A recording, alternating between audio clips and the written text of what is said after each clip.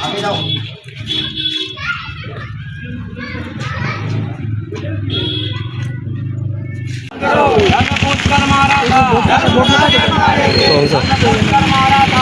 नहीं होगा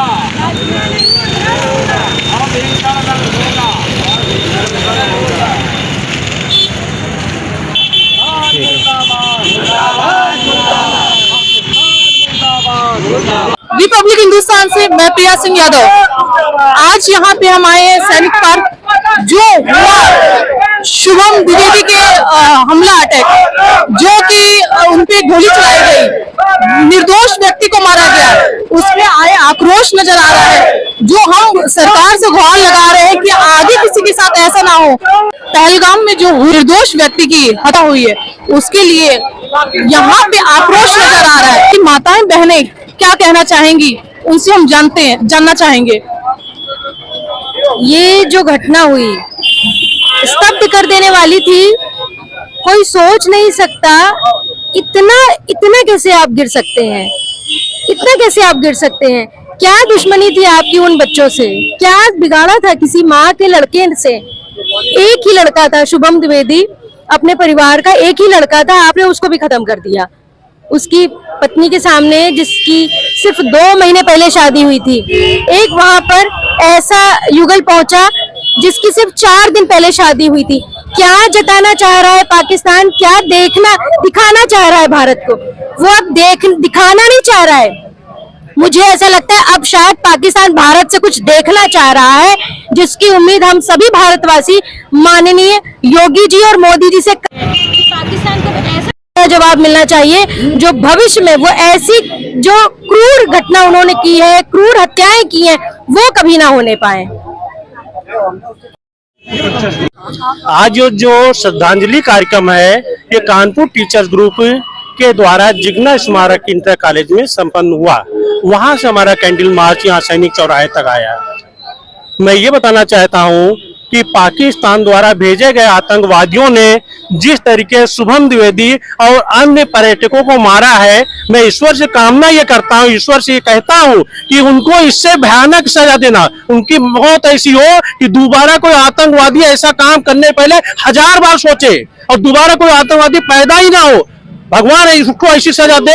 और मैं आदरणीय प्रधानमंत्री नरेंद्र मोदी जी से कहता हूं कि मेरे इस सपने को आप साकार कीजिए, ऐसी सजा आप खुद दीजिए आतंकवादियों को, उनके घर में पाकिस्तान में उड़वाइए। की जय पाकिस्तान।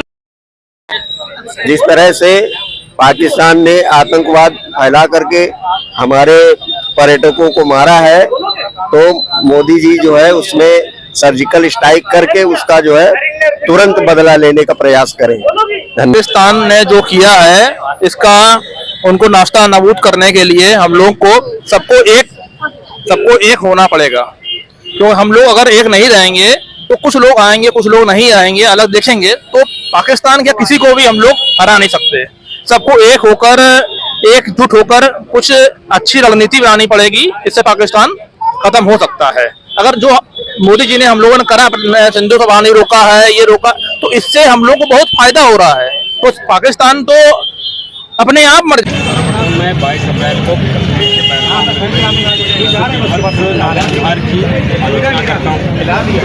सरकार से ये अपील करता हूँ, जितने भी दोषी आतंकवादी हैं, इन्होंने बाकायदा वीडियो जारी करके सरकार को अंजाम दिया।